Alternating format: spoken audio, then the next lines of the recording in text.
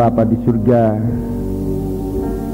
dalam nama Tuhan Yesus Kristus, pagi hari ini Engkau sempat mengumpulkan kami umat-Mu untuk berbakti kepadamu, untuk melayani Engkau, memuji dan memuliakan Engkau Tuhan. Kami sudah lakukan itu, banyak kekurangan kelemahan kami, tetapi kami merindu peningkatan di hari-hari depan ini, agar pelayanan kami semakin meningkat untuk sampai suatu saat menjadi pelayanan dari imam-imam yang berkenan di hadapan hadirat-Mu, untuk menghargai korban darah yang sudah Engkau curahkan bagi kami sekalian.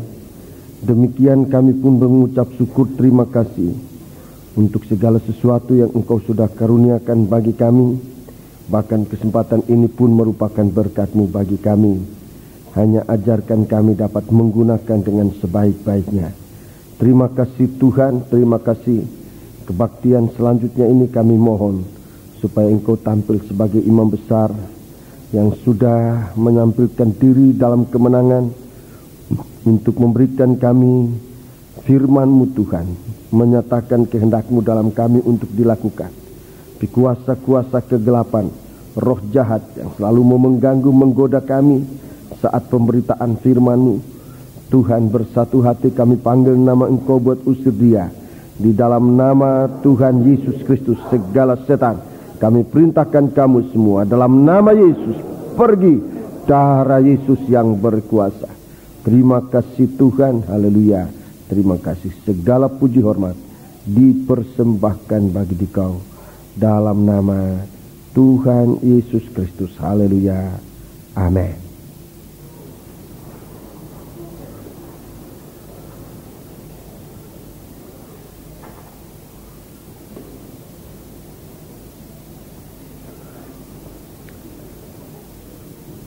Sidang jemaat yang dikasihi Tuhan, saya menyampaikan salam sejahtera dan selamat berbahagia dalam menerima sabda Tuhan dalam nama Tuhan Yesus Kristus. Sebelum saya menyampaikan firman Tuhan, ingin saya menyatakan rasa terima kasih kepada Tuhan dan kepada seluruh sidang jemaat untuk segala sesuatu yang Tuhan sudah kerjakan dalam kita sekalian sepanjang minggu yang kita sudah lewati, di mana kita benar-benar berada dalam suasana kebahagiaan pesta firman yang Tuhan sudah curahkan, terutama untuk sidang jemaat ini, sidang jemaat di Jalan Johor. Sangat indah kesempatan-kesempatan yang sudah Tuhan berikan kepada kita, dan sekarang saya ingin menyampaikan suatu dorongan buat saudara-saudara sekalian, bahkan buat kita seluruhnya, untuk sesudah ini kita dapat lebih giat dalam melayani Tuhan, lebih sungguh-sungguh dalam satu kesatuan kita. Sebab itulah yang Tuhan rindukan saat Dia memberikan kita firman-Nya dalam seminggu yang kita sudah lewati, supaya yang lemah menjadi kuat, yang sudah jauh menjadi dekat kembali, bahkan menyatu dalam satu kesatuan tubuh Kristus ini. Bahkan yang jatuh sekalipun dapat mengalami suatu pengangkatan lewat kemenangan yang dikerjakan oleh Tuhan untuk kita sekalian. Itu sebabnya nikmati dan manfaatkan segala sesuatu berkat yang diberikan oleh Tuhan kepada kita sekalian, untuk jangan satu berkat pun akan kita sia-siakan. Sebab jika kita tidak menggunakan berkat itu, maka Tuhan sudah menyediakan segala sesuatu yang dapat menggunakan apa yang kita buang, apa yang kita tidak pakai itu.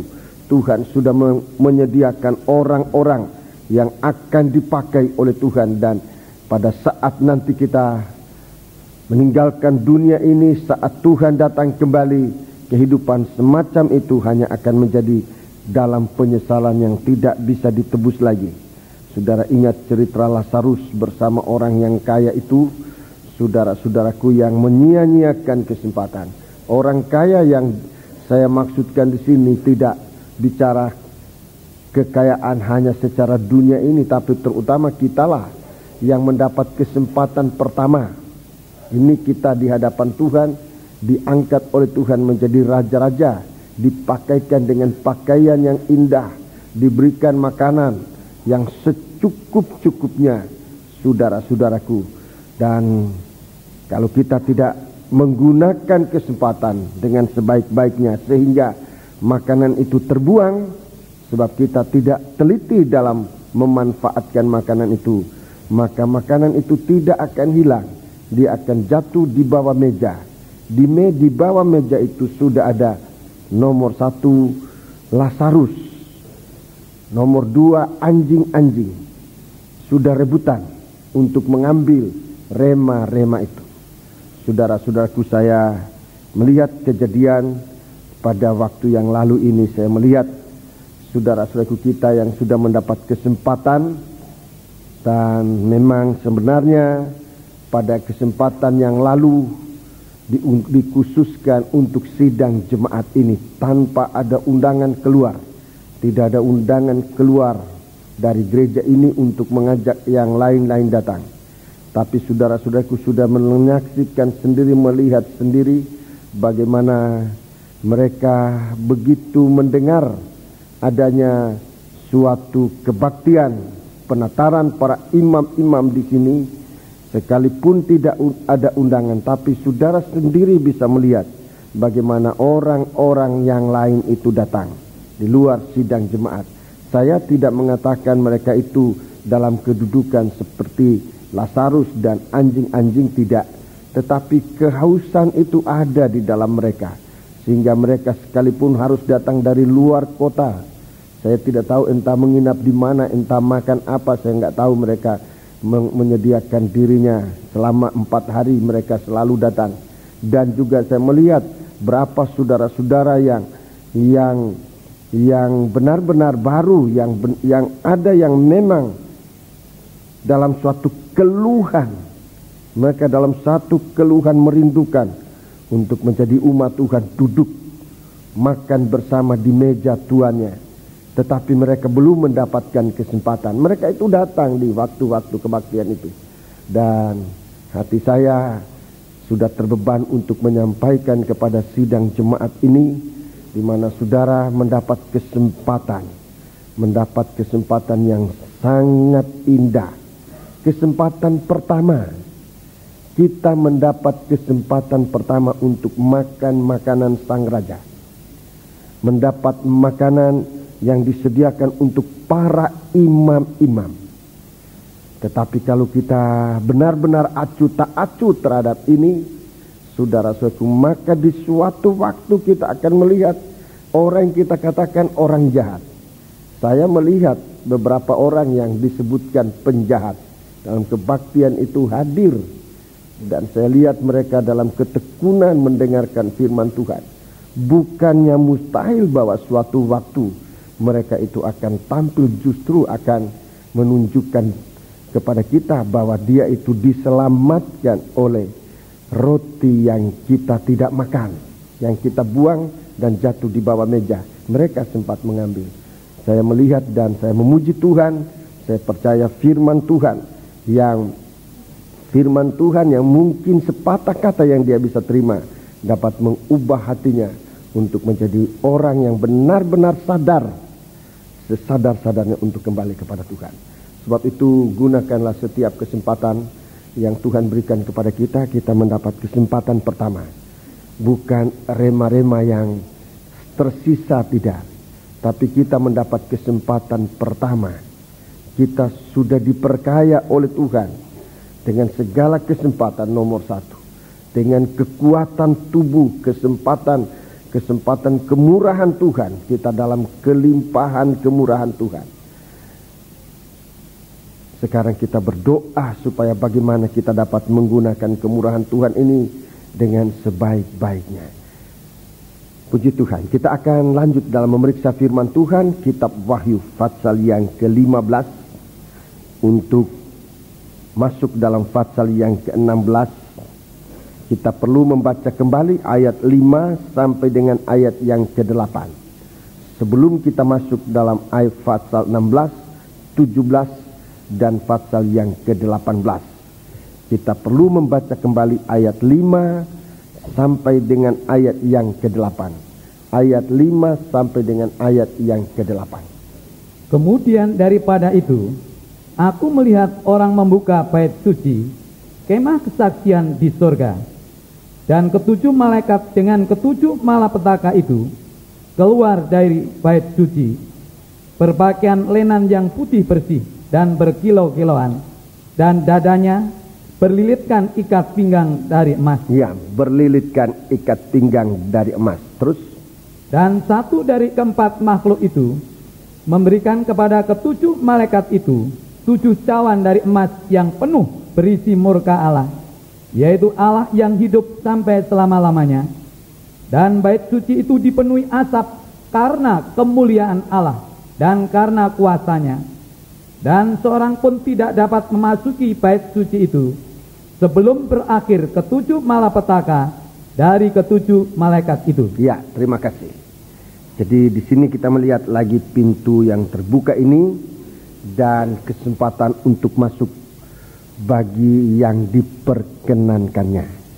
Hanya memang menunggu waktu di mana segala sesuatu yang menerima murka Allah itu harus mendapatkan hukuman setimpal dengan perbuatan mereka. Dalam pasal 16, 17 dan 18. Ayat 16, 17, pasal 16, 17 dan pasal yang ke-18. Kita melihat di sini, saudara-saudaraku, ini yang tidak boleh masuk di dalam bait suci Allah. Ini yang tidak boleh masuk di dalam bait suci Allah. Pasal 16, ini orang yang dimurkai Allah. Pasal 17, pasal 16 ini, saudara-saudaraku, pasal 16 ini dalam pengajaran tabernakel ini berada dalam tanda 2 loh batu. Dalam tanda dari 2 loh batu. 2 loh batu ini berbicara tentang kasih Allah. Ini 2 loh batu, kasih yang sempurna, mengasihi Allah dengan segenap hati, dengan sebulat-bulat hati, dengan segenap tenaga, kekuatan, dan sebagainya. Dan yang kedua, mengasihi sesama seperti diri sendiri. Ini 2 loh batu, saudara-saudara. Ini yang disebutkan 2 loh batu itu tentang kasih Allah. Pasal 16 ini merupakan kelanjutan penjelasan dari Wahyu pasal yang ke, kalau saudara ingat kembali, Wahyu pasal yang ke-8 dan Wahyu pasal yang ke-9. Ini tentang ketujuh sangkakala yang ditiupkan. Ini Wahyu pasal yang ke-8 dan Wahyu pasal yang ke-9. Ada 6 sangkakala yang ditiup, ya. Ayat pasal 8 dan pasal yang ke-9. Ada 6 sangkakala yang ditiup. 6 kali Tuhan meniupkan sangkakala. Angka 6 ini bicara tentang manusia. Angka manusia dalam pasal 14. Pasal 14 dari kitab Wahyu, angka manusia ini disebutkan adalah 666. Ini daging. Angka manusia daging. 6 sangkakala ditiup. Saudara-saudaraku, kasih Allah ini begitu besar untuk kita sekalian. Sangkakala itu bicara tentang firman Allah. Jadi dalam kitab Wahyu ada 2 kali dijelaskan tentang 2 loh batu. Dan ini ada kaitan. Yang pertama pasal 8, pasal 19. Sangkakala ditiup. Sangkakala ditiup. Ini Tuhan menyuarakan firman untuk menyatakan kasih-Nya. Pasal 8, pasal 19. Sangkakala ditiup untuk menyatakan kasih-Nya dalam bentuk peringatan-peringatan, nasihat-nasihat, teguran-teguran. Itu kasih Allah. Itu ditiupkan dalam bentuk bunyi sangkakala. Bunyi sangkakala itu bunyi yang keras. Saya kira dari segala musik-musik ini yang paling tajam adalah bunyi nafiri, itu bunyi sangkakala. Begitu keras ditiupkan untuk didengar jauh. Jadi itulah pasal 8, pasal 9. Sangkakala dibunyikan untuk menyatakan kasih Allah. 6 kali dibunyikan, ya. 6 kali. Angka 6 itu bicara tentang manusia. Itu berarti sangkakala ini ditujukan khusus kepada manusia daging ini. Manusia daging ini, saudara-saudara. Jadi firman Allah disampaikan untuk menyatakan kesalahan manusia. Itu kasih. Kalau firman Allah itu tidak menyatakan kesalahan dan manusia tetap tinggal dalam dosa, dalam kesalahannya, kita tidak mengalami kasih Allah, sebab nanti tanpa sadar harus masuk dalam penghukuman. Tapi sebelum Tuhan menjatuhkan hukum,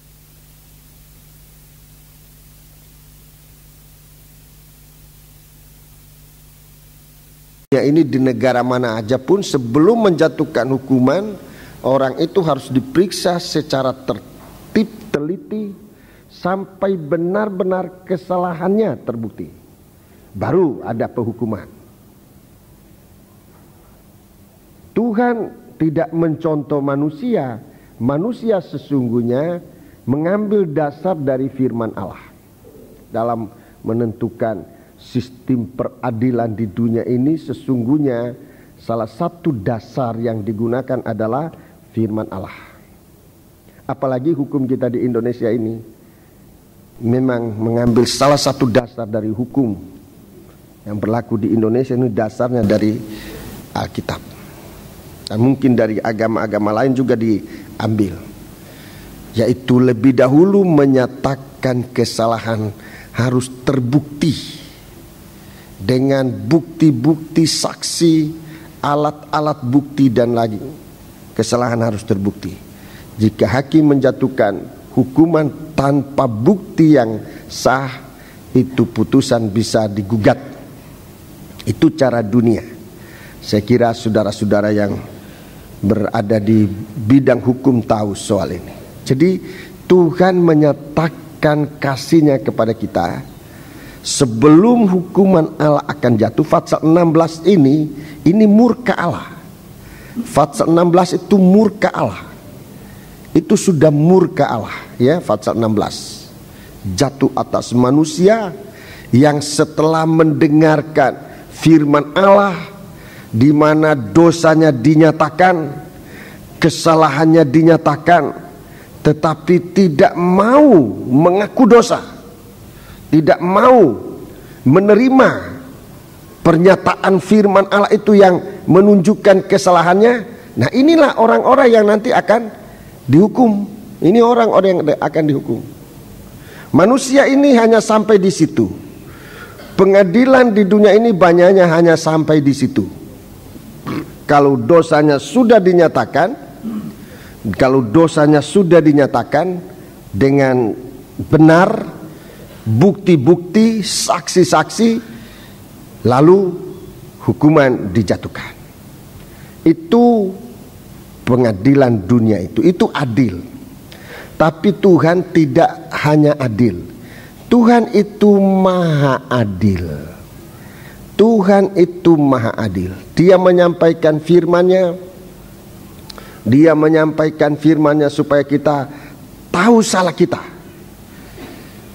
Kalau kita berada di suasana semacam itu, setelah mendengarkan firman Allah, kita tahu kesalahan kita, mendengarkan dan tentu mendengar dengan sungguh-sungguh, konsentrasi, sampai pada pengertian, sampai pada hati ini dibuka, dibongkar oleh Tuhan untuk kelihatan dosa-dosa itu dinyatakan oleh Tuhan, dan kita mengaku, ya Tuhan, saya berdosa, saya minta ampun kepada Tuhan.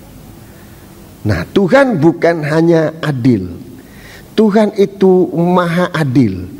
Orang yang tadinya berdosa, yang harusnya dihukum, kalau menurut dunia, hukumnya dunia ini, dia sudah mengaku dosa itu, dia dihukum sekalipun. Biasanya orang yang ngaku dosa itu banyak mengalami pengurangan hukuman, banyak mengalami pengurangan. Bahkan ada yang mendapatkan begitu ringan hukumannya itu karena mengaku saat dibukakan dia tidak berbelit-belit. Sebab berbelit-belit ini untuk pengadilan salah satu faktor yang memberatkan hukuman. Nah, dia terus mengaku dan dia banyak ditolong. Tapi Tuhan bukan hanya sekedar itu. Kalau ia mengaku, kemudian darah Yesus menghapuskan dosa itu, sehingga orang yang tadinya dikatakan sangat berdosa, dikatakan sangat berdosa oleh Tuhan, diubahkan menjadi begitu berubah, menjadi bersih. Di dalam, coba saya tunjukkan, saudaraku, saya tunjukkan di dalam perjanjian lama bagaimana Tuhan memanggil kita.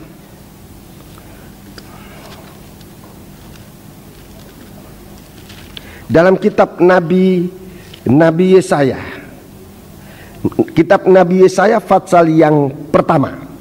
Kitab Nabi Yesaya pasal yang pertama. Mari kita melihat itu. Kita lihat di sana bagaimana Tuhan menghadapi kita ini dengan firman-Nya sebelum Tuhan menjatuhkan hukuman. Kita membaca ayat yang keempat, Yesaya pasal pertama ayat yang keempat. Celakalah bangsa yang berdosa, kaum yang syarat dengan kesalahan, ya, keturunan yang jahat-jahat, anak-anak yang berlaku buruk. Mereka meninggalkan Tuhan, menista yang Maha Kudus Allah Israel, dan berpaling membelakangi Dia. Ya, jadi di sini Tuhan menampilkan manusia ini dalam kondisi semacam ini. Tuhan menampilkan manusia dalam kondisi semacam ini. Bangsa berdosa, syarat dengan kesalahan, keturunan yang jahat, anak yang buruk-buruk. Jadi tidak ada sesuatu yang baik. Kalau kita berhadapan dengan Tuhan, sebetulnya tidak ada sesuatu yang baik. Akan menjadi lebih buruk lagi. Kalau di sini dikatakan mereka meninggalkan Tuhan, ini lebih buruk lagi. Ini lebih buruk lagi. Lebih buruk lagi membelakangi Tuhan. Lebih buruk lagi itu, meninggalkan Tuhan, membelakangi Tuhan, itu artinya tidak mau berpaling kepada Tuhan. Begitu dasarnya kondisi manusia ini. Nah, Tuhan nyatakan dalam firman-Nya. Coba ayat yang kelima. Ayat yang kelima. Di mana kamu mau dipukul lagi, kamu yang bertambah murtad, seluruh kepala sakit dan seluruh hati lemah lesu. Ya, jadi di mana mau dipukul lagi? Setelah Tuhan lihat-lihat manusia ini dalam dosanya sudah mengalami banyak pukulan. Kita dalam penataran mendengarkan ujian. Ujian itu untuk orang yang benar, tapi diizinkan oleh Tuhan masuk dalam ujian. Dan saudaraku, kalau kita ini orang benar diuji, kalau orang benar diuji itu maksudnya bukan untuk menghancurkan, tetapi seperti Ayub berkata, waktu dia diuji, dia malah tampil bagaikan emas. Nah, kita lihat di sini Tuhan melihat orang-orang berdosa ini berdosa lalu ditegur oleh Tuhan. Ini maha kasihnya Tuhan. Ditegur oleh Tuhan, ini orang berdosa. Tuhan ini begitu maha adil. Jadi dia bukan hanya mengampuni dosa, tetapi orang yang masih tidak sadar dosanya itu ditegur oleh Tuhan. Tidak mau ditegur oleh firman, Tuhan datang dicambuk oleh Tuhan. Ini sistemnya Tuhan lewat firman, dicambuk. Dan kalau dicambuk tidak mau lagi, ya sudah, orang ini nanti akan menerima hukuman. Ini Tuhan itu menyatakan kesalahan.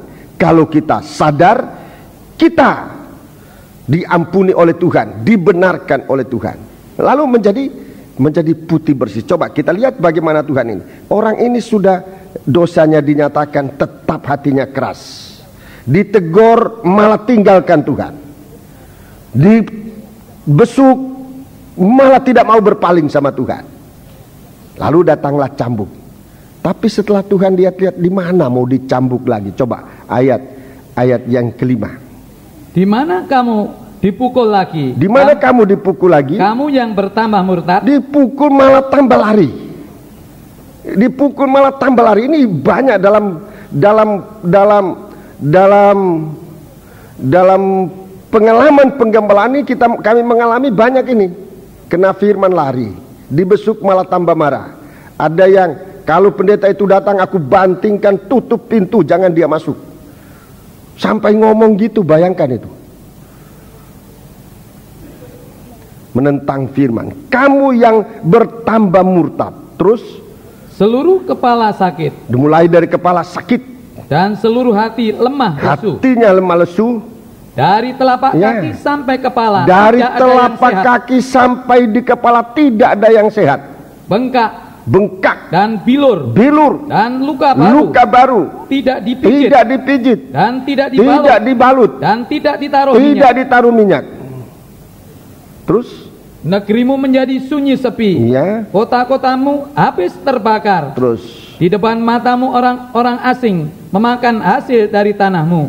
Sunyi sepi negeri itu, seolah-olah ditunggang balikkan orang asing. 8. Putri Sion tertinggal sendirian. Iya, ini Putri Sion itu anak-anak Tuhan. Putri Sion tertinggal sendirian. Seperti pondok di kebun anggur. Ya, seperti pondok di kebun anggur. Seperti gubuk di kebun mentimun. Seperti gubuk di kebun mentimun. Dan seperti kota yang terkepung. Inilah Sion. Ini keadaan dari kehidupan yang tidak sadar akan kasih Allah. Ini tidak bisa masuk dalam bait suci Allah. Ini keadaan. Kota Sion itu, Sion anak Tuhan itu harusnya merupakan satu bangunan rumah Allah. Tapi di sini digambarkan seperti gubuk, seperti pondok di kebun anggur. Seperti gubuk di kebun mentimun. Saudara, kalau musim panas lewat di pintu tol apa yang di sana itu Waru, ya, pintu tol Waru.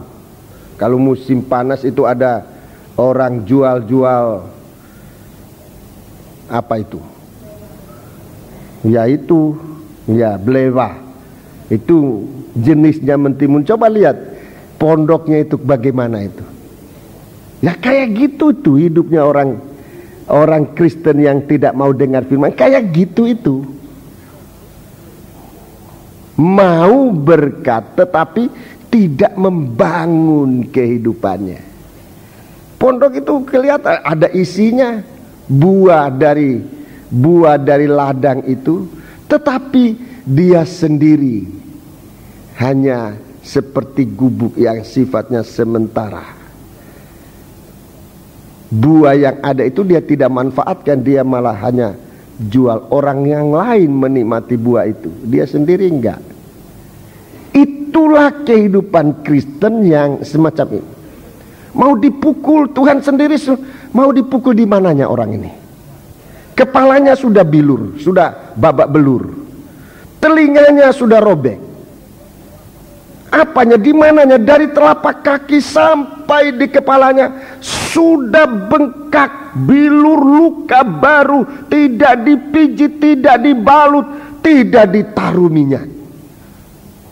Tuhan sendiri, ya, Tuhan sendiri ya. Kalau mungkin saya gunakan istilah ini, sampai kewalahan untuk mukul, di mananya lagi orang ini. Ini manusia ini. Manusia yang sudah mendengar firman, tetapi malah semakin menjauh dari Tuhan. Pukulan sudah berulang-ulang. Pukulan sudah berulang-ulang. Ini disebabkan mengapa orang-orang ini mengapa? Coba kita baca ayat sebelumnya. Ayat 2 dan 3. Ayat 2 dan 3. Ini keadaan kehidupan Kristen yang harus kita waspadai saat sangkakala dibunyikan. 6 sangkakala dibunyikan untuk manusia ini, saudara-saudaraku. Sangkakala yang ketujuh bicara tentang Yesus datang. Sangkakala yang ketujuh bicara tentang Yesus datang. Tapi sebelumnya 6 sangkakala dibunyikan untuk manusia yang masih hidup dalam daging ini mendapat kesempatan. Sangkakala yang ketujuh, saudara-saudaraku, di mana gereja Tuhan sudah ditampilkan dalam keadaan yang begitu mulia. 6 kali sangkakala lebih dahulu. Coba kita baca ayat 2. Dengarlah hai langit, dan perhatikanlah hai bumi. Ya. Sebab Tuhan berfirman, Aku membesarkan anak-anak dan mengasuhnya. Ya, membesarkan anak-anak dan mengasuhnya. Tetapi mereka memberontak terhadap Aku. Ya, ini banyak kali terjadi dalam kita anak-anak Tuhan. Kita ini datang kepada Tuhan dalam keadaan, banyak kali dalam keadaan sangat minim. Banyak kali dalam keadaan melarat. Dan kita datang kepada Tuhan. Tuhan bela kita. Tuhan bina kita. Tuhan lahirkan kita baru. Tuhan berkati kita. Salahnya ini. Ini banyak kali kesalahan yang harus kita waspadai. Begitu diberkati, begitu doanya dijawab oleh Tuhan, lupa Tuhan. Ini kesalahan. Lupa Tuhan. Aku membesarkan anak-anak dan mengasuhnya, tetapi mereka memberontak terhadap Aku. Ini banyak kali. Begitu sudah mendapat kedudukan, begitu sudah mendapat berkat, mendapat kesempatan, kemampuan dan sebagainya, memberontak terhadap Tuhan. Ini harus kita waspadai. Ayat yang ketiga. Lembu mengenal pemiliknya. Lembu mengenal pemiliknya, tetapi Israel tidak. Iya. Terus. Keledai mengenal palungan yang disediakan tuannya, tetapi umatku tidak memahaminya. Iya, umatku tidak memahaminya. Jadi inilah kondisi manusia, kebodohan manusia yang sering kali terjadi di sini. Justru di saat kita merasa kuat, justru di saat kita merasa bisa, justru di saat kita merasa tidak perlukan siapa, justru kita merasa pandai, di situ banyak kali kita harus ekstra waspada akan kejatuhan. Sebab ini situasi yang terjadi di gereja zaman akhir. Wahyu pasal 3 bagian yang terakhir, jemaat Laodikea. Itu kejatuhan. Saudara-saudaraku di zaman akhir. Merasa sudah dibesarkan. Merasa sudah diberkati. Lalu menjadi begitu bodoh. Begitu malang. Begitu miskin, buta, telanjang. Itu keadaan dari jemaat Laodikea seperti yang digambarkan dalam kitab Yesaya pasal 1 ini. Anak-anak Tuhan dalam suasana merasa serba ada, menjadi bodoh, menjadi lengah. Lebih bodoh dari lembu, lebih bodoh dari keledai. Tuhan katakan di sini. Perkataan ini mungkin keras, tidak enak didengar. Tapi begitulah kondisi jemaat Tuhan akhir zaman. Keledai itu lembu itu masih kenal tuannya. Keledai masih mengenal palungan. Tapi anak-anak Tuhan tidak lagi. Lupa bahwa Tuhan itu gembala. Lupa untuk mencari firman Allah. Palungan ini tempat makanan. Mencari firman Allah. Lupa setelah segala sesuatu ada, firman Allah lalu menjadi tidak berarti. Ini namanya orang ini lebih bodoh dari keledai. Orang yang merasa semuanya ada dalam kondisi serba prima, merasa tidak perlu firman.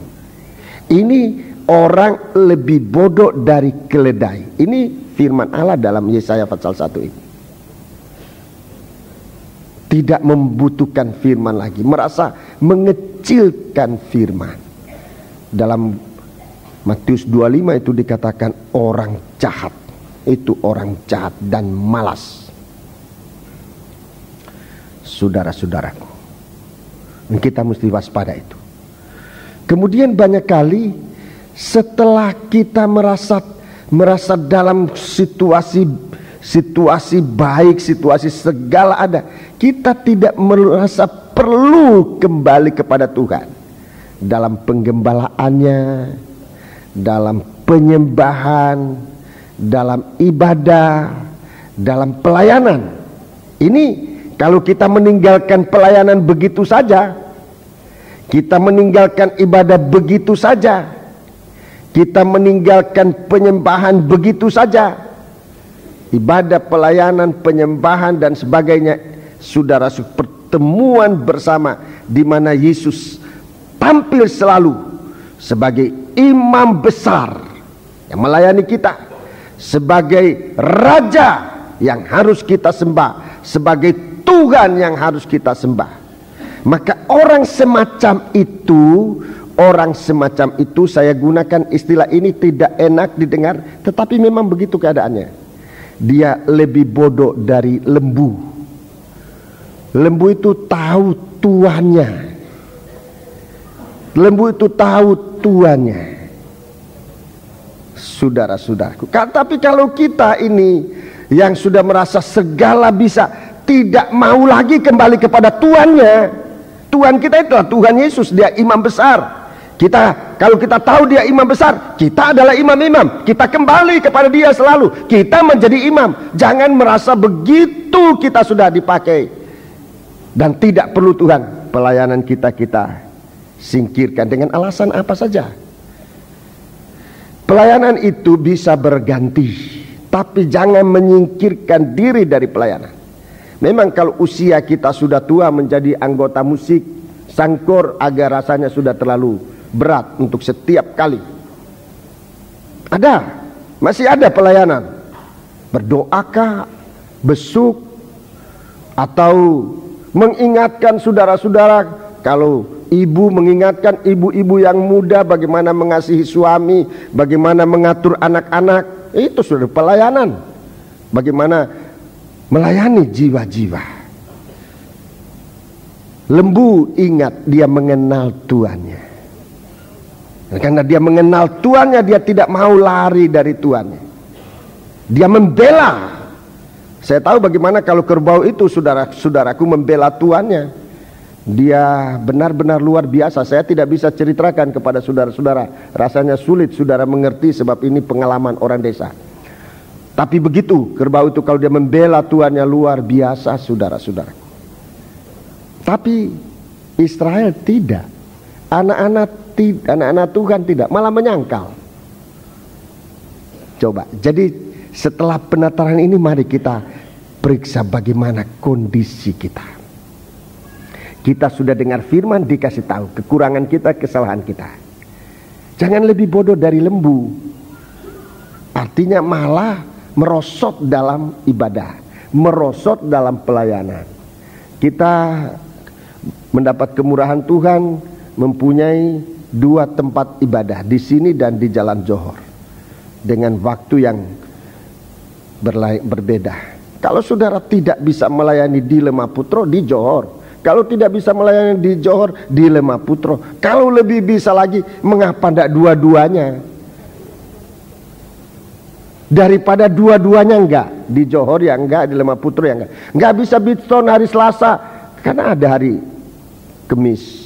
Jadi dibuat sedemikian rupa oleh Tuhan untuk jemaat yang sangat dikasihi oleh Tuhan ini, supaya nanti tidak ada alasan bagi kita untuk menghindar dari kasih Allah ini.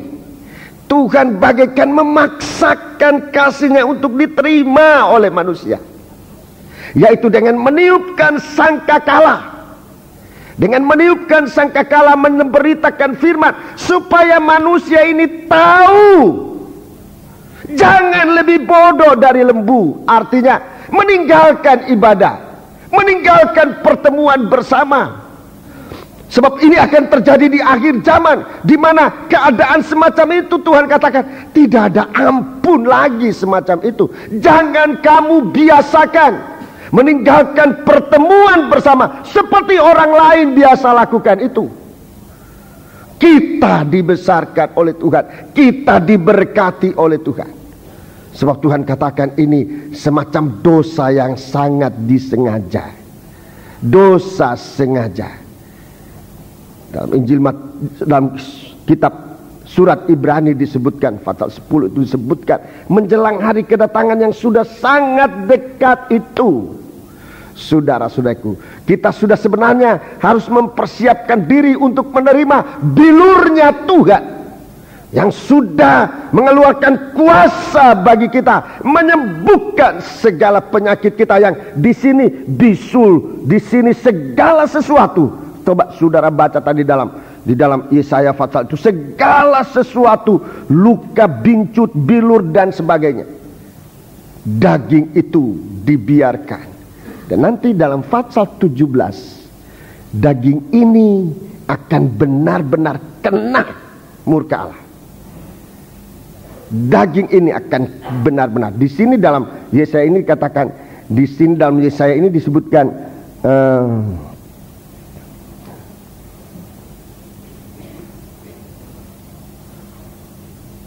dalam Yesaya pasal tahun disebutkan bisul-bisul segala macam itu ya. Ayat berapa tadi itu? Ayat 6. Dari telapak kaki tidak ada yang sehat, bengkak, bilur, luka baru. Di dalam murka Allah yang pertama ini nanti ditampilkan. Ini nanti ditampilkan sudah dalam bentuk bisul yang dahsyat. Nanti saya akan terangkan itu, sekarang belum saya tunjukkan. Ini akibat tidak mendengarkan firman. Daging itu akan benar-benar mengalami pembalasan. Jadi sebenarnya murka Allah itu kita datangkan atas diri kita sendiri. Kitab Nabi Yesaya ini mengatakan demikian. Pasal 53. Kita tidak usah baca sekarang, kita lihat saja di sini. Jadi sudah, kita jangan bodoh di hari-hari ini. Kalau mendengarkan firman Allah dalam kitab Nabi, dalam kitab Injil Yohanes dikatakan firman Allah itu Tuhan menyatakan kasih-Nya. Kalau firman Allah membukakan kesalahan kita, maksudnya supaya kita menyadari, mengakui, dan darah Yesus membasuh kita. Bilurnya menyembuhkan segala bincut-bincut ini, supaya kita menjadi baru kembali untuk ditampilkan menjadi imam-imam dan raja-raja. Ini kasih Allah. Ini kasih Allah. Jadi kita dikejar oleh Tuhan. Dinyatakan firman Tuhan, dinyatakan, Dia tegur kita. Kalau kita kembali, sudah. Kalau kita kembali menyesal, Tuhan basuh kita. Tuhan suruh kita dimandikan, dikasihkan baju baru, sepatu baru, cincin baru, malah disembelihkan lembu yang tambun. Ini tuh korban pendamaian. Itu dalam Injil Lukas 15. Kita diterima kembali oleh Tuhan. Kita diterima oleh Tuhan, diterima kembali oleh Tuhan. Jadi sesudah penataran ini, saudara-saudaraku, kesempatan bagi kita sebagai Umpamanya aja kita sebagaikan anak bungsu yang terhilang itu, sudah bergaul, maafkan, sampai dengan mau makan makanan babi aja nggak dikasih orang. Mau makan makanan babi aja nggak dapat. Lazarus masih rebutan dengan anjing. Tetapi orang yang lari ini, anak bungsu ini, mau makan makanan babi saja nggak dapat. Anjing masih dapat. Sementara imam-imam dalam rumah Allah, hamba-hamba dalam rumah Allah, sangat diberkati, berkelimpahan dengan makanan. Baca itu dalam Injil Lukas 15. Saudara akan lihat di situ. Bedanya orang yang tahu menggunakan firman Allah nomor 1, kalaupun lari masih dikejar oleh Tuhan, dibesuk oleh Tuhan, diingatkan kembali. Tapi kalau malah tambah lari lagi, wah, di sana masih ada Tuhan sediakan cambuk, masih dicambuk oleh Tuhan. Sekalipun Tuhan sendiri mau mengatakan, mau di mana lagi orang ini dicambuk? Dari kepala sampai telapak kaki, dari telapak kaki tidak ada lagi tempat untuk cambuk, sebab sudah segala babak belur, luka baru dan sebagainya. Mau dicambuk di mananya lagi? Tidak ada lagi yang lowong untuk tempat cambuk. Tapi kalau saat itu kita sadar, kita kembali kepada Tuhan, dengarkan apa yang Tuhan katakan. Ayat 18, Yesaya 18, Yesaya 1 ayat 18. Marilah, baiklah kita berperkara. Ini yang kedua, ini lanjut kedua. Mari, baiklah kita berperkara. Firman Tuhan. Iya. Sekalipun dosamu merah seperti kirmisi, sekalipun dosamu merah seperti kirmisi, akan menjadi putih seperti salju. Saudara percaya ini? Haleluya. Akan menjadi putih seperti salju. Sekalipun dosamu merah seperti kirmisi, akan menjadi putih seperti salju. Terus, sekalipun berwarna merah seperti kain kesumba, sekalipun berwarna merah seperti kain kesumba, akan menjadi putih seperti bulu domba. Akan menjadi putih seperti bulu domba. Begitu Tuhan mengasihi kita sekalian. Tuhan tiupkan sangkakala untuk menyatakan kesalahan kita, dan kalau kita mengaku, kita sudah mendapatkan kasih Allah itu. Tapi kalau tidak, Tuhan masih tetap mengejar kita sampai kita ini benar-benar dapat mengalami berkat dari Allah dalam janji firman-Nya.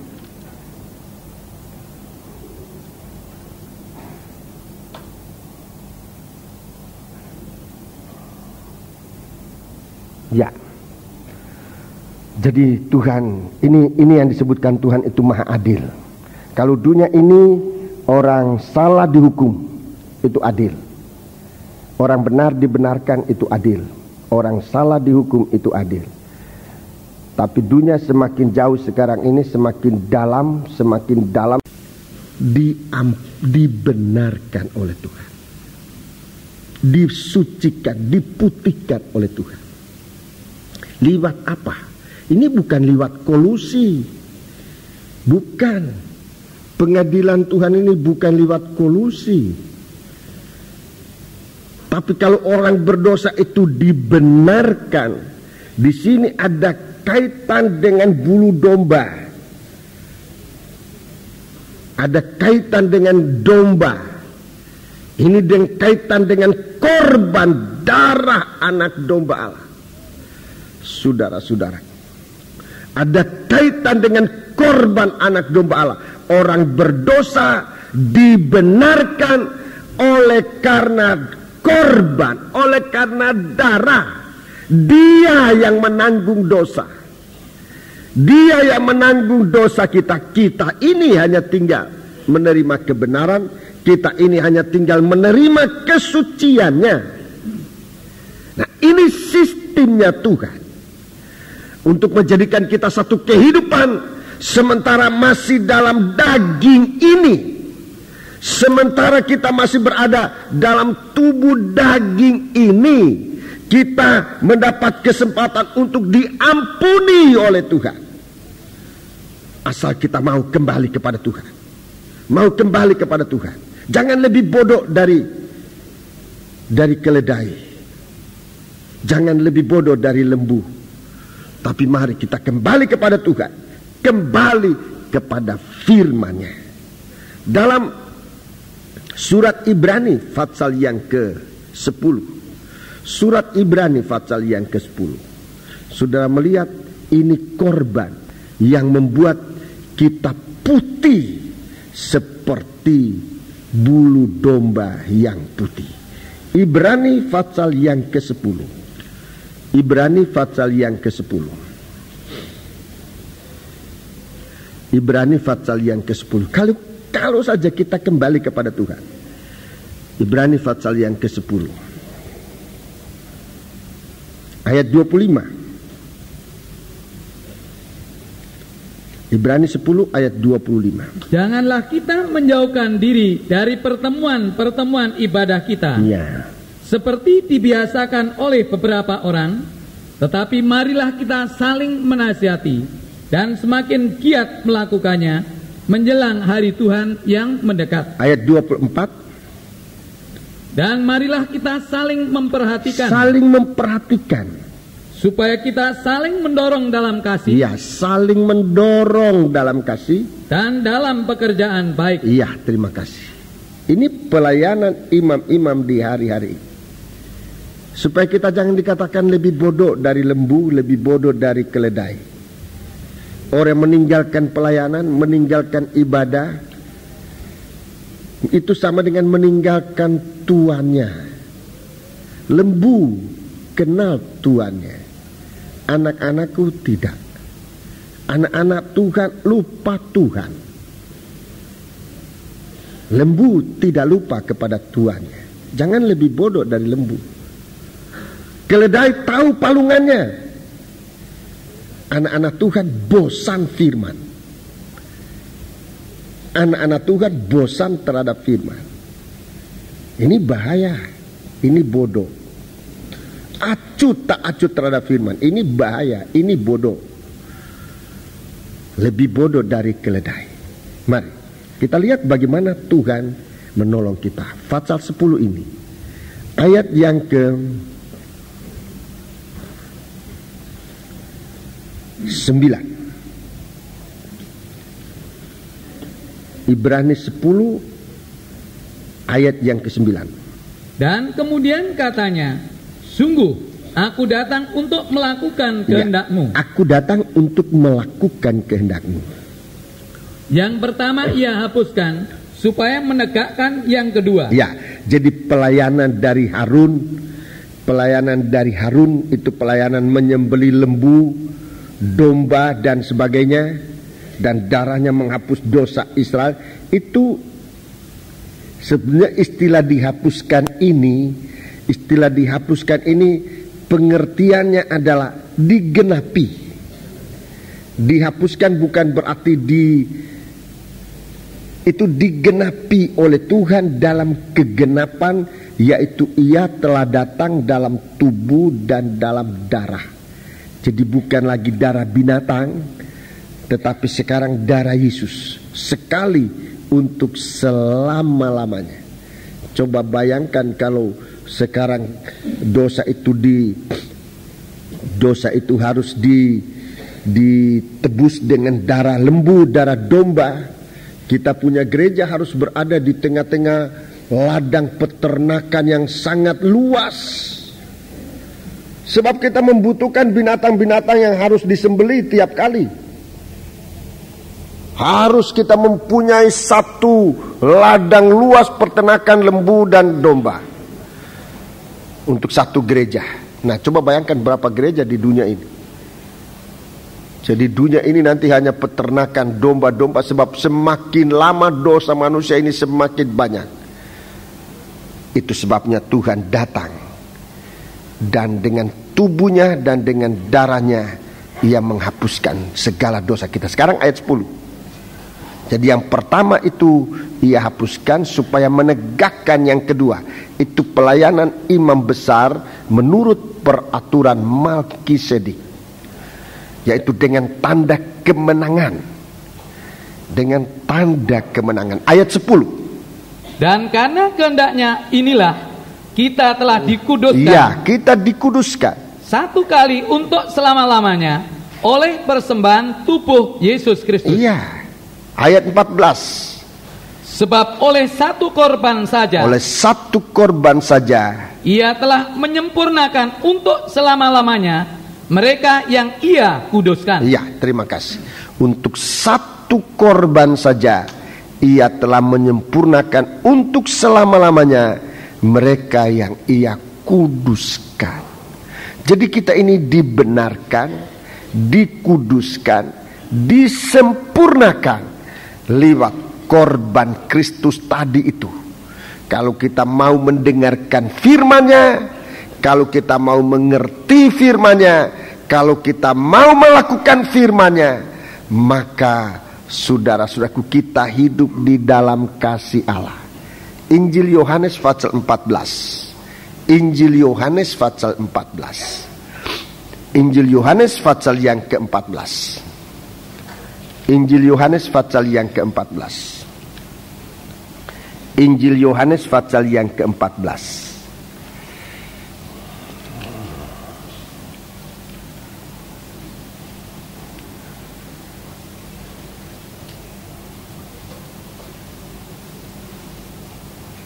Ayat yang ke-15, beberapa ayat akan saya sebutkan. Ayat 15 lebih dahulu.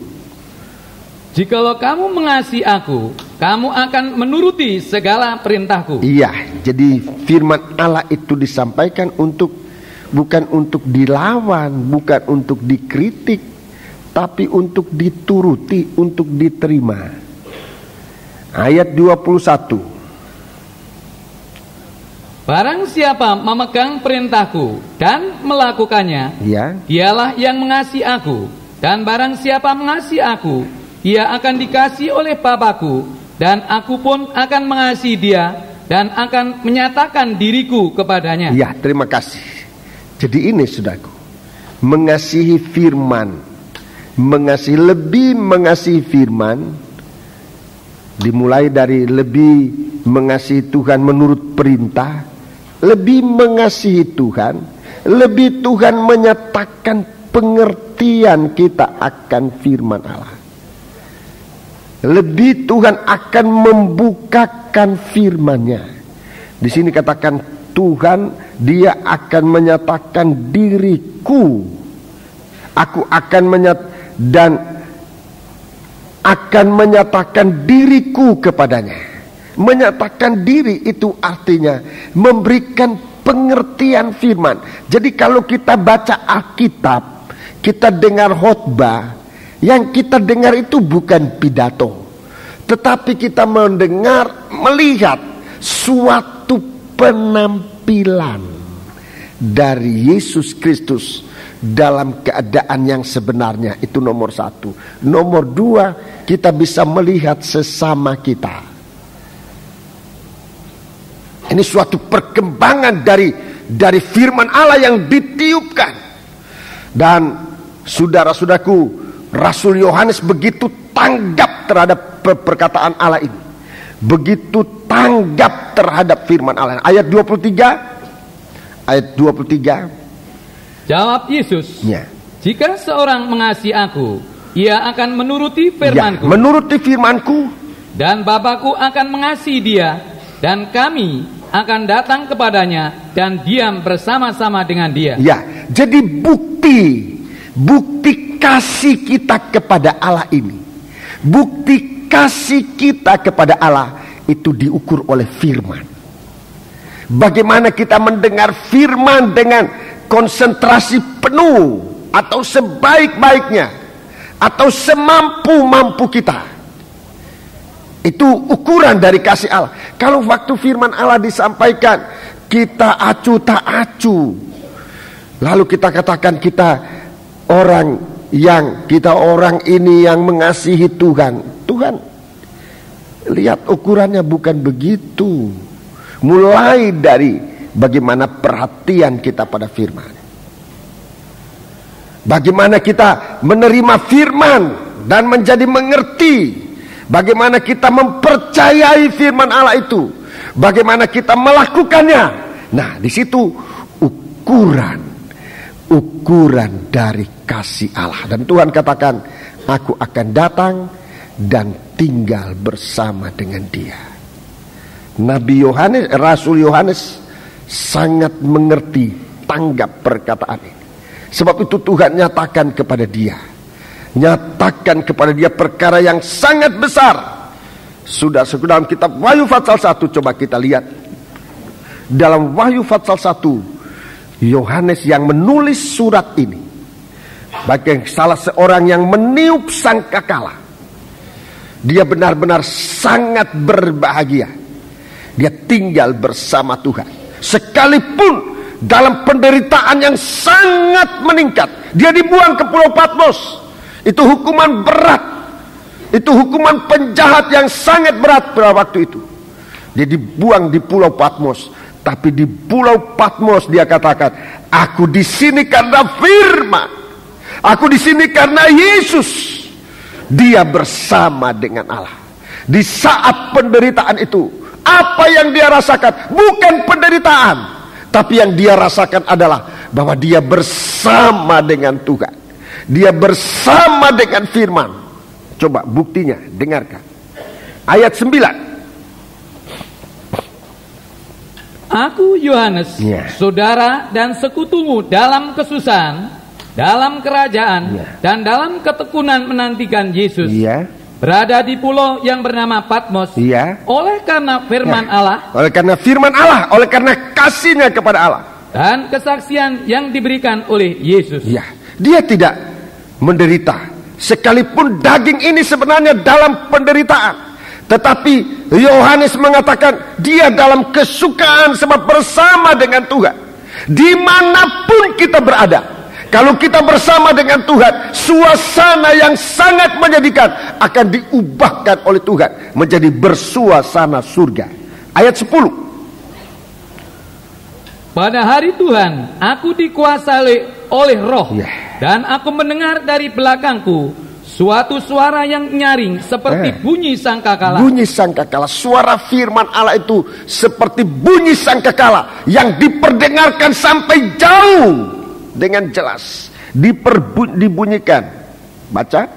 Katanya, apa yang engkau lihat, tuliskanlah ke dalam sebuah kitab dan kirimkanlah kepada ketujuh jemaat ini, ke Efesus, ke Smyrna, ke Pergamus, ke Tiatira, ke Sardis, ke Philadelphia, dan ke Laodikia. 7 jemaat menggambarkan kehidupan dari gereja Tuhan sepanjang sejarah gereja. Mulai dari gereja awal sampai nanti pada gereja yang terakhir, Laodikia. Kita berada di masa zaman akhir. Suasana Laodikia sangat dirasakan di hari-hari ini. Saudara-saudaraku, suasana Laodikia sangat dirasakan. Suasana berkat Tuhan, baik secara rohani maupun secara jasmani. Saya harus mengakui bagaimana berkat Tuhan. Saya tidak usah terlalu jauh dulu, untuk kita saja di sini di jemaat ini. Untuk kita saja di jemaat ini. Saya mendengarkan firman Tuhan di masa waktu saya menjadi pengerja. Dengan sekarang, saudara-saudaraku, banyak hal-hal yang semakin diungkapkan oleh Tuhan. Bukan saya katakan saya lebih dari senior-senior saya, tidak, dijauhkan Tuhan, tidak. Saya memberitakan firman Allah ini berdasarkan didikan firman yang saya terima dari senior saya, dari guru-guru saya, saudara-saudaraku. Tetapi pengertianku terhadap firman dibanding dari waktu saya pengerja dengan sekarang itu luar biasa. Pelayanan saya waktu pertama-tama dengan anggota jemaat 1 orang, anggota jemaat cuma 1 orang, sampai sekarang ini saya merasa bagaimana berkat Tuhan itu luar biasa.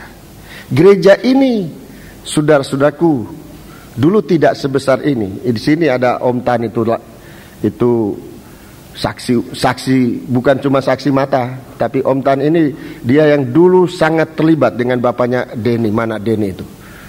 Bapaknya Denny, bapaknya Maya. Itu mereka 3 serangkai. Saya tahu sekali mereka membangun ini dulu kebun pisang ini. ada satu pondok di sini, satu rumah, tapi sebenarnya itu rumah gubuk dulu di sini. Kemudian tempat ini dikaruniakan oleh Tuhan untuk jemaat, lalu dibangunlah gereja oleh jemaat. Tapi 3 saudara ini yang pelopor, bapaknya Denny, bapaknya Maya, bapaknya, ini bukan bapaknya, ini bapak Tandayu, memang masih ada. Masih ada, dia saksi, saya tahu betul dia berjuang untuk mendirikan gereja dulu di sini. Saudara-saudara masih banyak tahu gereja itu, yang kemudian saya kira sisanya tinggal balkon ini. Tinggal balkon yang kedua ini tinggal sisanya. Yang lain sudah dibongkar dan diperbesar. Apa kita bisa mengatakan tidak berkat? Itu cara jasmani. Cara jasmani kita diberkati. Dengan jiwa-jiwa juga sangat diberkati oleh Tuhan. Semakin dekat hari Tuhan, saudara-saudaraku, semakin diberkati oleh Tuhan. Cuma ini yang saya ingin katakan kepada kita. Jangan lupa Tuhan. Jangan lupa kepada Tuhan.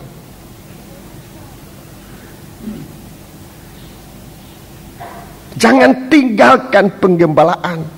Jangan tinggalkan palungan. Tinggalkan penggembalaan. Tinggalkan palungan, itu mengerikan. Coba baca kembali itu dalam Yesaya pasal 1 mulai ayat 2 itu, sudah akan melihat bagaimana nanti manusia ini. Sementara Tuhan mau menyatakan kasih-Nya kepada kita. Ayo mari kita berperkara, kata Tuhan. Mari kita berperkara. Seandainya dosamu itu merah, merah kirmisi, merah patma, merah kesumba sekalipun, itu akan diubahkan oleh Tuhan menjadi putih bersih. Diberkati oleh Tuhan dalam segala hal. Gereja di Johor itu, saya pengerja waktu gereja di Johor. Mulai dari awal. Di sini ada Om Nyo, itu tua-tua di Johor. Dia masih, saya kira bagaimanapun dia masih ingat itu. Gereja itu dulu dari kayu.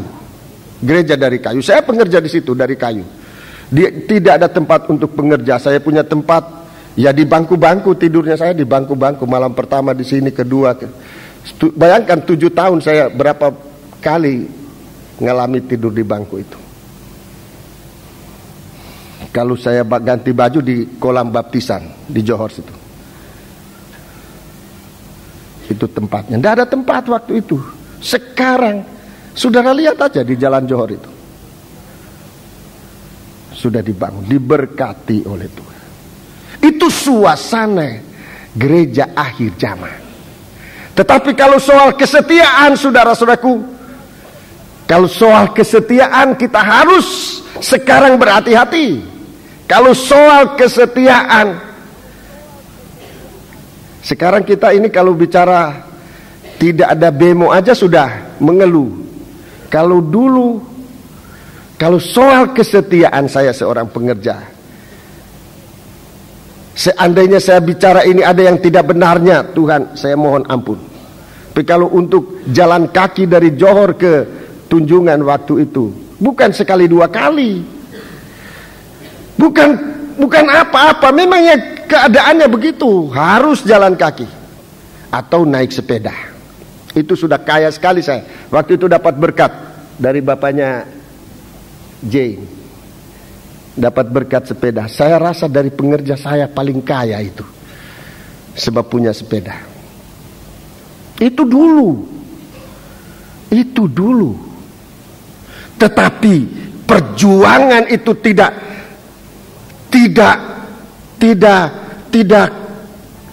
menjadi dingin oleh karena keterbatasan sarana dan sebagainya. Kalau tidak ada sepeda ya jalan, tetapi pelayanan harus dikerjakan. Itu dulu. Sekarang belum tentu. Ayo besok, tidak ada mobil om. Kalau dulu kami bicara tidak ada mobil, langsung ayo, kamu udah bisa jadi hamba Tuhan. Kalau ada uang dulu baru kerja, kamu sama dengan orang cari uang di dunia ini, kamu gak bisa jadi hamba Tuhan. Itu ajaran yang masuk di saya. sampai hari ini. Dan guru saya katakan, kamu harus bisa mengerjakan sesuatu tanpa uang dan dengan iman terjadi. Dan itu saya alami hari ini. Kesaksian saya ini bukan untuk sekali saya ucapkan, sebab saya merasa benar-benar hidup di dalam saya. Itu sebabnya saya selalu sampaikan ini, sebab kesaksian itu hidup di dalam saya. Dan karena kesaksian itu saya dibawa oleh Tuhan kemana-mana. Rasul Yohanes mengatakan, karena kesaksian itu dia berada di mana-mana sampai ke Pulau Patmos, sampai ke dalam kerajaan surga. Saudara-saudaraku, kita lihat di sini bagaimana melakukan firman. Coba dengarkan orang yang melakukan firman itu, ayat 12. Ayat 12. Jadi di sini Tuhan tunjukkan kepada Rasul Yohanes ini bagaimana perkembangan gereja Tuhan sepanjang masa. Ini luar biasa, saudara-saudara. Ini perkembangan gereja Tuhan sepanjang masa, luar biasa dinyatakan oleh Tuhan kepada orang yang mengasihi Tuhan, mengasihi firman-Nya, mendengarkan bunyi sangkakala. Ayat 12. Lalu aku berpaling untuk melihat suara yang berbicara kepadaku. Perhatikan perkataan ini. Untuk melihat suara. Melihat suara yang berbicara kepadaku. Coba saudara tekuni perkataan ini. Sebenarnya suara itu bukan dilihat. Suara itu sebenarnya didengar. Tetapi kalau dalam bahasa Indonesia ini dikatakan, aku melihat, saya sangat setuju dengan bahasa Indonesia ini.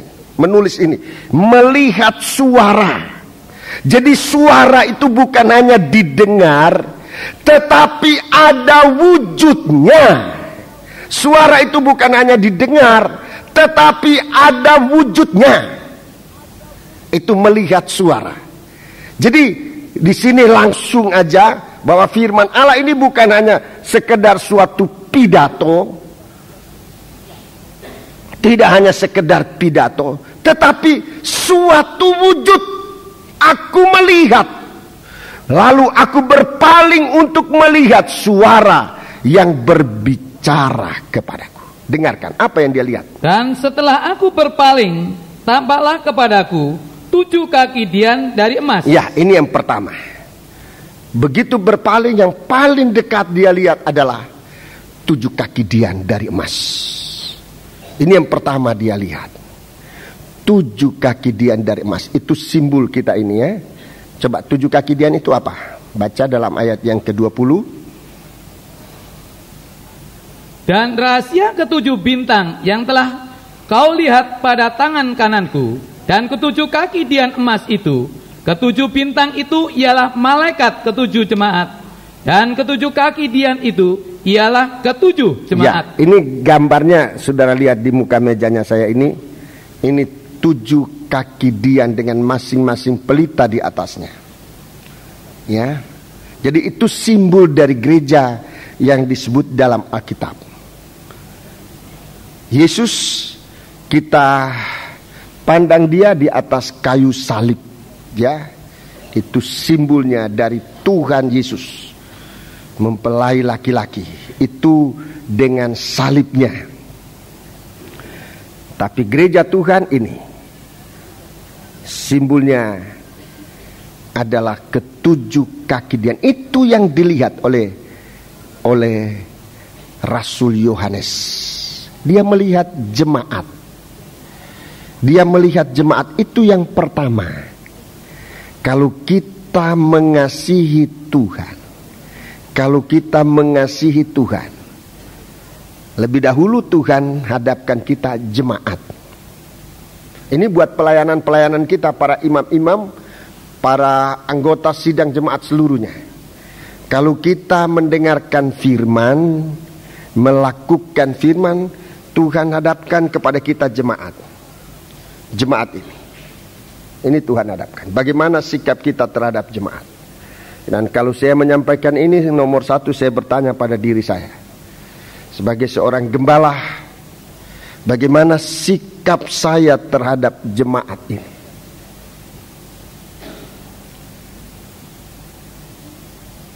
Ini saya harus bisa jawab dan pertanggungjawabkan kepada Tuhan. Bagaimana sikap saya terhadap jemaat ini? Apakah ada rasa mengasihi jemaat ini? Apakah ada merasa bertanggung jawab atas jemaat ini?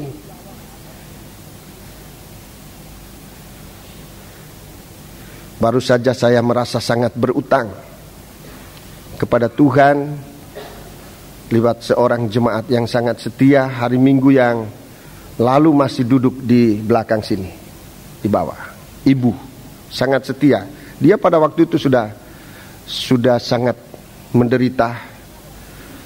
Belum selesai kebaktian dia berada di luar, dan begitu situasi kondisinya sudah sangat turun. Hari Senin dia ke dokter. Malam itu juga dia, hari Selasa malam dia meninggal. Hari Selasa malam dia meninggal sesudah kita kebaktian. Sebetulnya dia masih merindu untuk dilayani oleh saya, tapi keluarga merasa sungkan. Saya baru selesai khotbah, sungkan untuk menelepon saya, sebab ibu ini sesungguhnya merindu saya layani dia malam itu. Padahal dia malam itu juga dipanggil Tuhan. Saya tidak sempat mengetahui, dan saya merasa berutang kepada sidang jemaat. Saya tidak melayani.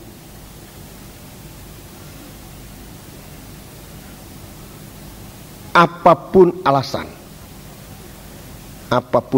saya masih bisa membela, sebab saya tidak dikasih tahu. Memang benar. Tetapi sebagai gembala, saya merasa pelayanan saya kepada jemaat masih belum betul.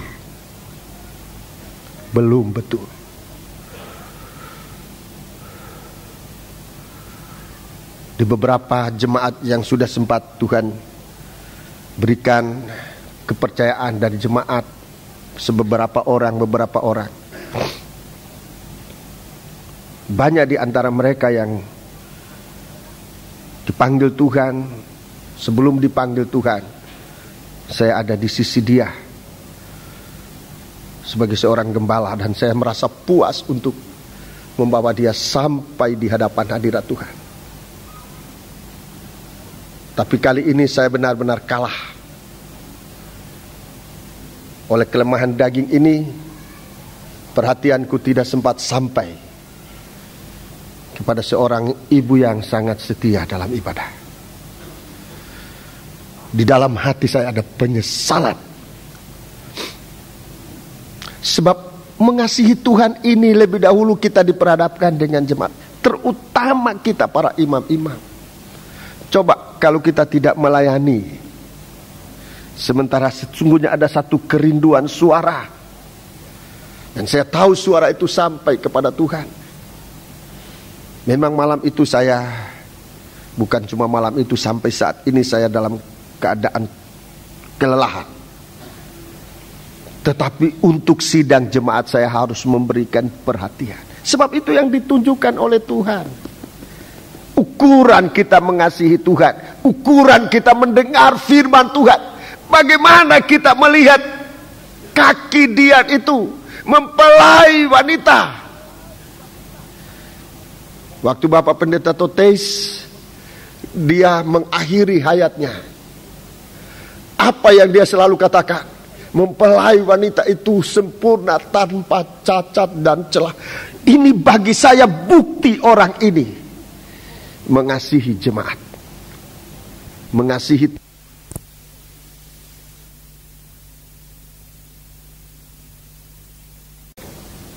Beberapa waktu sebelumnya dia katakan, penyakitku berat. Tetapi yang lebih berat dari penyakitku adalah pekerjaan. Dia mengingat pelayanan dalam sidang jemaat, rasanya sesuatu yang belum terselesaikan. Ini orang yang mendengar suara firman.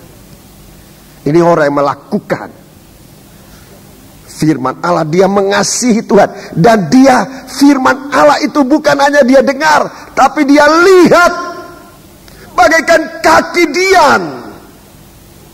Itulah 7 sidang jemaat sepanjang masa dari gereja Tuhan.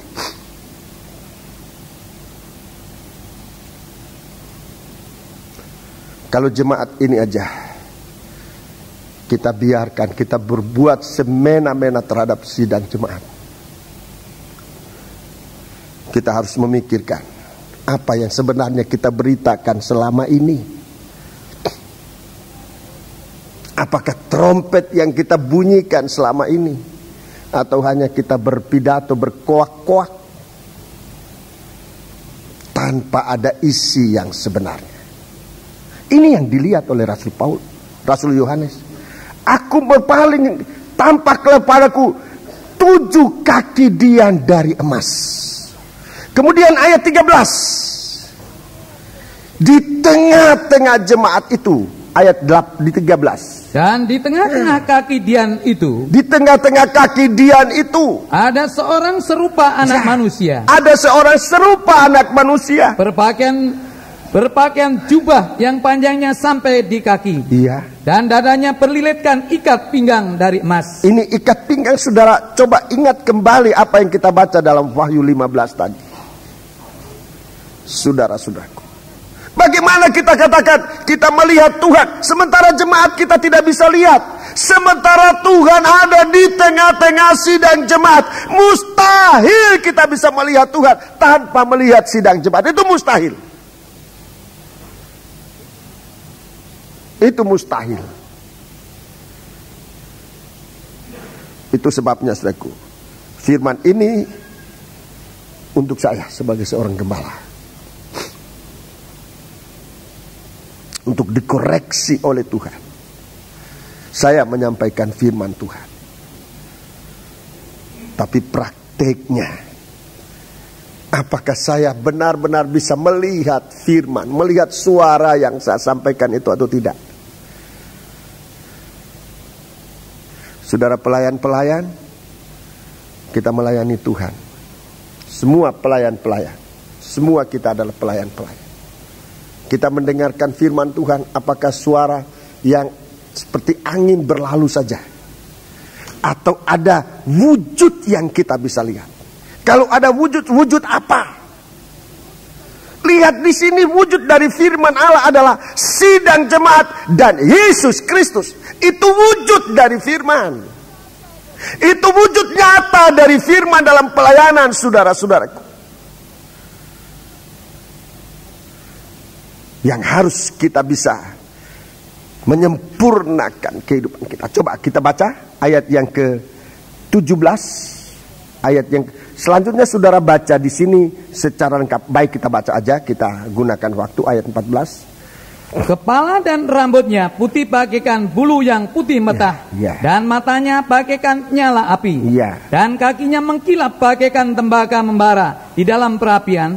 Suaranya bagaikan desau air bah, dan di tangan kanannya ia memegang 7 bintang, dan dari mulutnya keluar sebilah pedang tajam bermata 2, dan wajahnya bersinar-sinar bagaikan matahari yang terik. Iya, terima kasih. Ini Tuhan menampilkan seluruh tubuh yang sempurna. Coba bandingkan dengan seluruh tubuh yang ditampilkan oleh Nabi Yesaya dalam Fatsal 1. Di sini ada tubuh yang sangat sempurna. Itulah Yesus Kristus. Ada seorang dalam penampilan sebagai imam besar. Sementara kita ini manusia yang dari kepala sampai di kaki tidak ada yang benar lagi. Tapi kalau kita bisa melihat dia, kalau kita bisa memandang dia, apa gunanya dia ada di situ? Untuk Rasul Yohanes, dia melihat keadaannya seperti yang disebutkan oleh Nabi Yesaya. Dia melihat keadaan yang dari ujung rambut sampai telapak kaki tidak ada yang benar lagi. Tapi sekarang setelah dia melihat dia, ayat 17. Ketika aku melihat dia, tersungkurlah aku di depan kakinya, sama seperti orang yang mati. Ya, sama seperti orang yang mati. Mati itu artinya daging tidak bersuara. Ini kemenangan suatu pelayanan. Daging mati itu artinya daging tidak bersuara. Itu artinya mati. Memandang Kristus, memandang sidang jemaat bagaikan suatu penampilan firman. Memandang Yesus dalam penampilan firman, saudara-saudaraku, harusnya membuat daging yang memang sudah tidak ada yang baik lagi ini, harus benar-benar mengalami suatu perobekan daging sampai daging tidak bersuara. Itu menyembah sampai daging tidak bersuara. Wahyu pasal 11 itu ukuran dari penyembahan. Sampai daging tidak bersuara. Itu membuat gereja itu dalam keadaan sempurna. Kehidupan kita akan mengalami suatu keluputan dari murka Allah. Punya meja roti, punya firman Allah, punya kesaksian. Ayat 17 ini punya penyembahan kepada Allah. Ini kondisi rohani dari seorang imam namanya Rasul Yohanes. Dia punya firman Allah, dia punya kesaksian, itu kaki Dian. Punya firman Allah, meja roti sajian, punya kaki Dian, kesaksian. Ayat 17 punya penyembahan. Ya, coba tunjukkan. Jadi awal dia berada di Pulau Patmos dengan kaki Dian, dengan meja roti sajian, itu firman, kaki Dian itu kesaksian. Tapi ayat 17 dengan penyembahan kepada Tuhan seperti orang yang mati. Seperti orang yang mati. Aku tersungkur di depan kakinya sama seperti orang yang mati. Itu daging tidak bersuara. Itu penyembahannya sempurna, pelayanannya menjadi sempurna sehingga setan tidak berkuasa untuk menjamah dia. Orang semacam ini luput dari aniaya antikris. Saudara-saudaraku, mungkin kita kalau itu zaman dulu, sekarang bisa berlaku. So firman Allah kekal selama-lamanya. Dalam Wahyu 12 ayat yang ke-17, orang seperti ini luput dari antikris.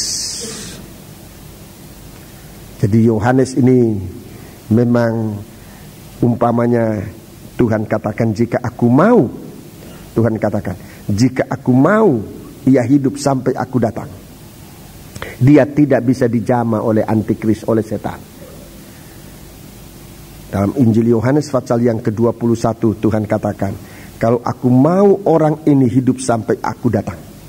Itu bukan urusan siapapun juga, termasuk bukan urusan setan. Setan tidak bisa campur tangan mengenai kehidupan semacam kehidupan orang yang mengasihi Tuhan.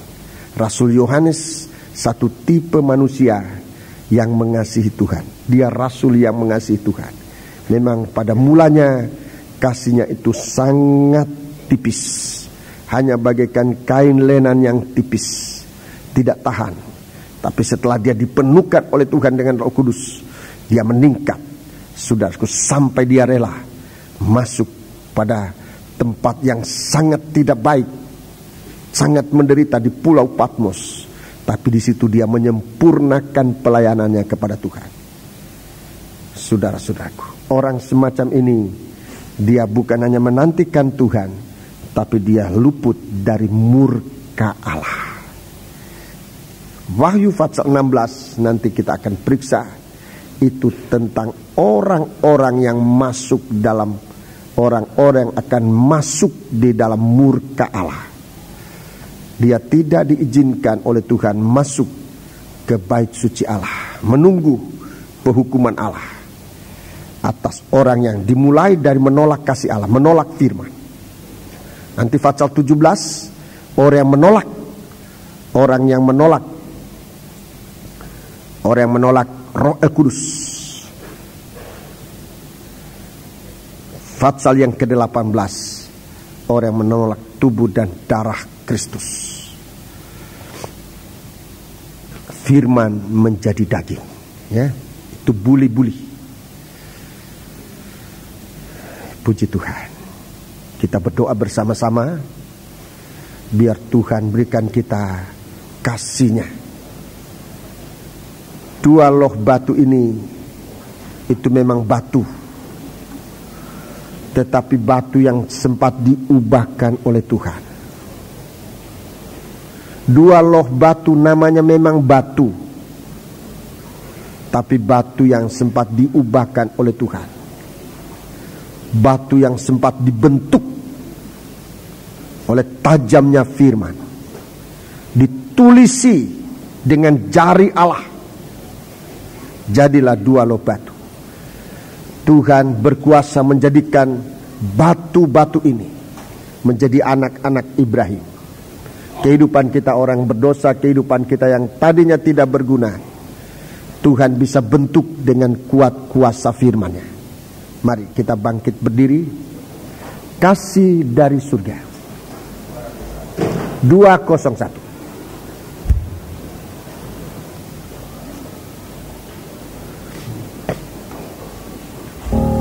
Lakukan nyanyian ini bukan karena kebiasaan, tapi karena engkau mengasihi Tuhan, karena engkau membuka hati untuk kasih-Nya Tuhan. Haleluya.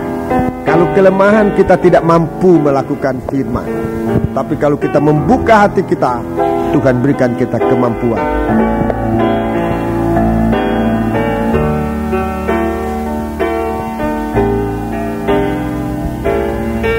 Kasih dari surga memenuhi tempat ini. Kasih dari Bapa surgawi. Kasih dari Yesus mengalir di hatiku, membuat damai hidupku.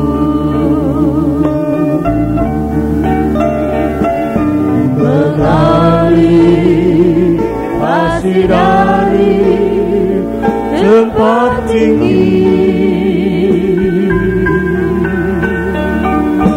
Mengalir kasih dari tata Allah Bapa. Haleluya.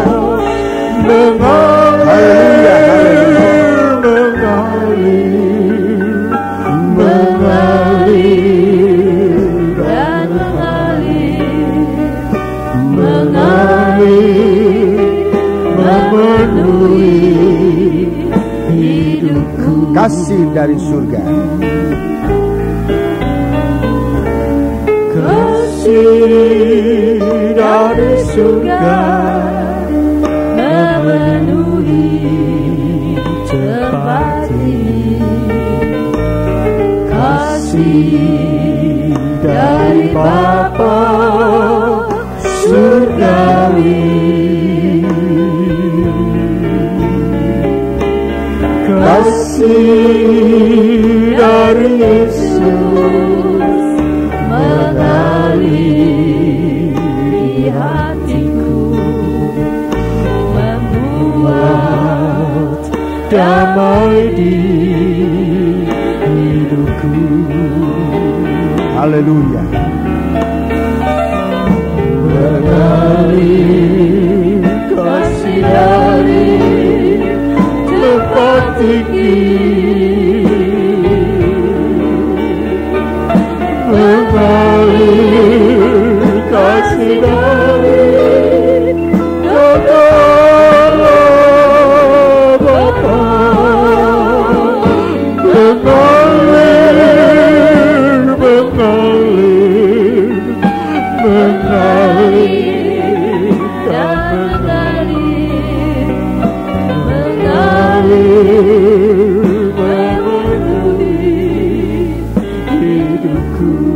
dengan perlahan-lahan.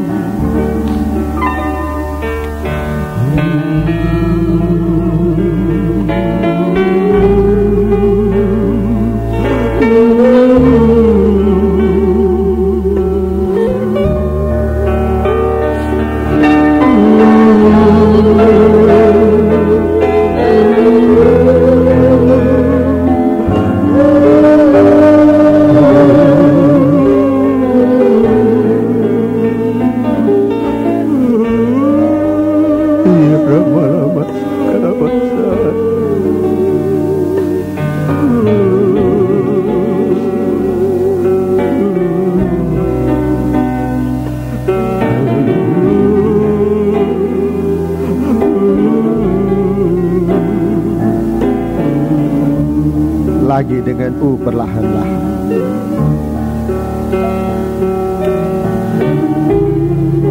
Jika ada seorang saudara yang mungkin merasa pernah meninggalkan Tuhan, engkau dikasihi Tuhan.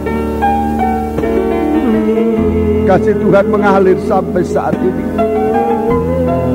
Jika saudara ingin didoakan, saudara maju ke depan sini.